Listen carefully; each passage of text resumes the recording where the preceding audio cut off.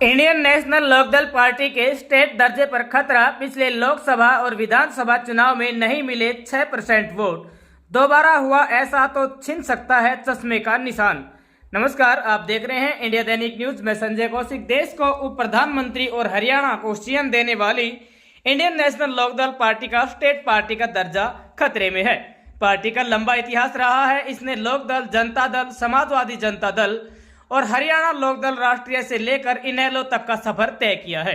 पूर्व प्रधानमंत्री चौधरी देवीलाल ने पार्टी का सफर शुरू किया था। 2018 में चौटाला परिवार बिखरा तो इनेलो को बड़ा नुकसान हुआ। 2019 के लोकसभा चुनाव में 1.89% और विधानसभा चुनाव में मात्र 2.44% वोट ही मिल पाए। लोकसभा में कोई भी सीट नहीं मिली। विधानसभा में सिर्फ पार्टी के प्रधान महासचिव अभय चौटाला ही अपनी सीट बचा पाए। इस बार भी कम से कम 6% वोट और एक सीट या 8% वोट नहीं मिले तो स्टेट पार्टी का दर्जा व चश्मे का चुनाव निशान भी छीन सकता है। आपको बता दें, पार्टी के लिए अभय चौटाला ताकत झोंकते रहे हैं। लोकसभा चुनाव में खुद कुरुक्षेत्र सीट से चुनावी मैदान में उतरे। पुराने नेता रामपाल माजरा की वापसी कराकर उन्हें प्रदेश अध्यक्ष बनाया गया। अभय सिरसा से लेकर नूह तक पूरे हरियाणा में घूम रहे हैं। पार्टी को सिरसा कुरुक्षेत्र सीट पर उम्मीद के साथ मैदान में उतारा गया है। इसी के साथ साथ हिसार व गुरुग्राम सीट पर भी बेहतर प्रदर्शन के लिए रणनीति बनाई जा रही है। चलिए अभी आपको बता देते हैं कि इनेलो का अब तक का सफर कैसा रहा है।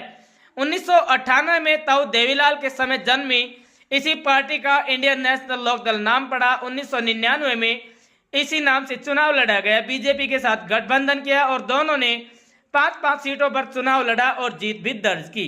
2000 में विधानसभा चुनाव इनेलो ने बीजेपी के साथ गठबंधन में लड़ा। इनेलो ने 62, बीजेपी ने 29 उम्मीदवार उतारे, जहां इनेलो ने 47 और बीजेपी ने 6 सीटें जीती।